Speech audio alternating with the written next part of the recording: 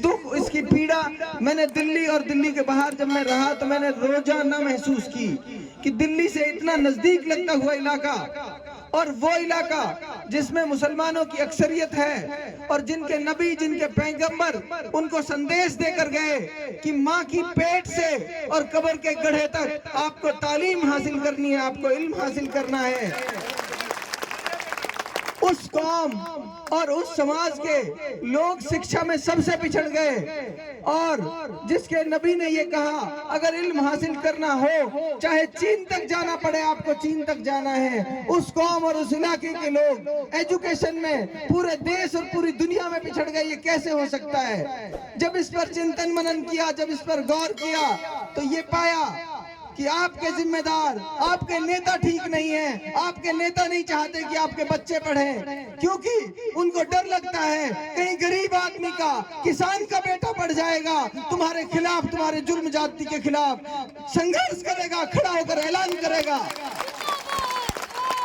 साथियों, मैं मुबारकबाद देता हूं आपको। आपका बेटा जिसने आपका इतिहास पढ़ा है, आपकी विरासत को जाना समझा है, उसको पता था कि ये वो कौम, वो इलाका है जिसने आजादी के संग्राम में सारे देश से ज्यादा मुल्क को बचाने के लिए कुर्बानी दी है, वो इलाका है, वो कौम है।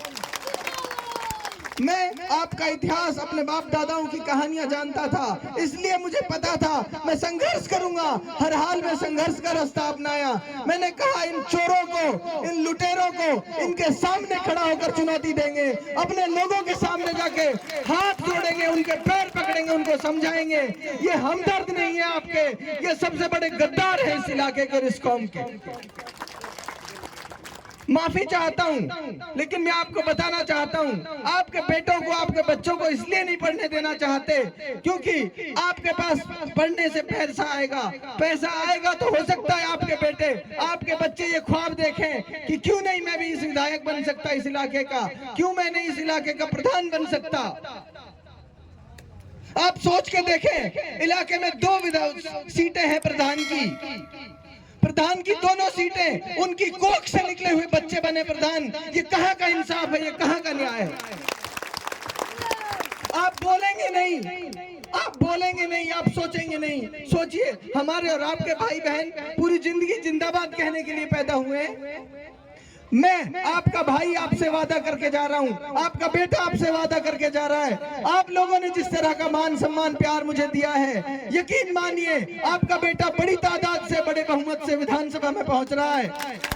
लेकिन इसके साथ आपसे वादा करके जा रहा हूं, आपका बेटा विधायक बनेगा। मेरे परिवार से, मेरे खानदान से कोई आदमी पूरे जीवन भर न प्रधान बनेगा न कोई दूसरा पद लेगा, पूरे जीवन भर।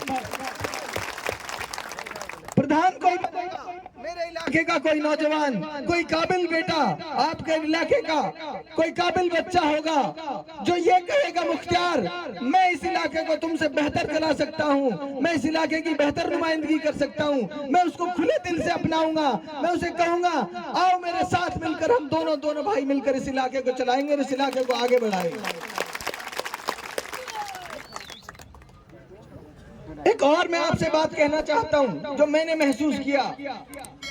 साथियों, जिस जगह से हम इस लड़ाई को, जिस जगह से हम इस आंदोलन को लेकर आए हैं, यकीन मानिए लोग हंसते थे हम पर, लोग कहते थे यार दीवार से सर टकराने जैसी बात है, दीवार में सर देकर मारने वाली बात है, पहाड़ से टकरा रहे हो। मैंने कहा हम अपने इतिहास जानते हैं, पहाड़ तो क्या, कितना भी बड़ी चट्टान हमारे सामने आ जाए, अगर हम हक के रास्ते पर हैं, सच के रास्ते पर हैं, तो उस पहाड़ को उलांघ के जाएंगे, उसको पहाड़ के पार जाएंगे।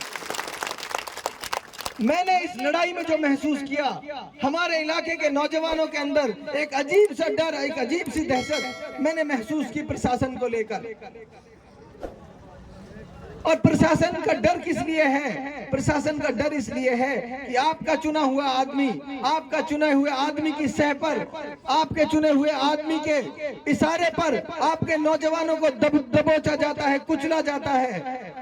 इसलिए कुचला जाता है कि आपकी जेब लूटनी है, आपके बेटों को नाजायज मुकदमों में फंसाकर, झूठे मुकदमों में फंसाकर उनकी जेब लूटी जाती है। और लूटी इसलिए जाती है कि आधा पैसा विधायक के पेट में जाता है, आधा पैसा पुलिस प्रशासन के पेट में जाता है। आपका भाई विधायक बनेगा, पुलिस वाले की किसी की हिम्मत नहीं होगी सड़क पे खड़ा होकर किसी आदमी को रोक जाए।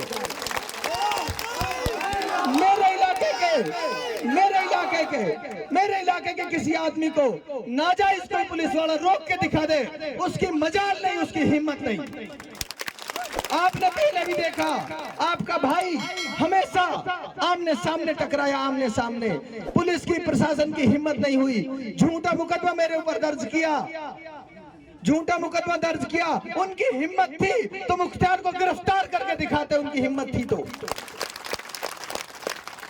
मेरे ऊपर 5000 की लूट का मुकदमा दर्ज कराया, आज भी पेंडिंग है, लेकिन हिम्मत नहीं है मुख्तार को अरेस्ट करके दिखा दें। आपका बेटा, आपका भाई पढ़ा लिखा है, सारे अधिकार जानता है आपके, और आपसे वादा कर रहा हूं अगले 5 साल के अंदर अंदर मुख्तार का ख्वाब है, मुख्तार का सपना है, इस इलाके से हजारों मुख्तार आपको तैयार करके दूंगा, पैदा करके दूंगा। आप भरोसा रखिए। अब से 5 साल पहले, 8 साल पहले 2015 में जब मैंने सीए क्वालिफाई किया था, तब भी मैंने यही कहा था। एक पत्रकार बंधु ने मुझसे पूछा था कि आपका सपना क्या है, आपका ख्वाब क्या है। मैंने ये कहा उस दिन भी उसको, मेरा ख्वाब ये है कि पूरी दुनिया में अच्छी शिक्षा व्यवस्थाओं की कहीं बात हो तो मेरे इलाके का भी नाम उसमें आना चाहिए कि उस इलाके में दुनिया की सबसे अच्छी शिक्षा व्यवस्थाएं हैं। उस दिन से आज तक उसी ख्वाब के तामीर में और उसी ख्वाब को जमीनी हकीकत में बदलने के लिए रात दिन काम कर रहा हूं। और आप भाइयों से वादा कर रहा हूं, मैंने जब राजनीतिक जीवन की शुरुआत की थी, पहला उद्देश्य मेरा ये था कि पूरे जीवन भर आपका भाई इस इलाके में जाति धर्म के नाम पर कोई भेदभाव नहीं करेगा। पहला उद्देश्य मेरा ये था, क्योंकि मेरा मजहब, मेरा धर्म ये सिखाता है कि किसी से जाति धर्म के नाम पर भेदभाव मत करो, और इंसानियत भी यही सिखाती है। दुनिया के तमाम धर्म और मजहब यही सिखाते हैं कि किसी भी इंसान से जाति धर्म के नाम पर भेदभाव मत करो। ये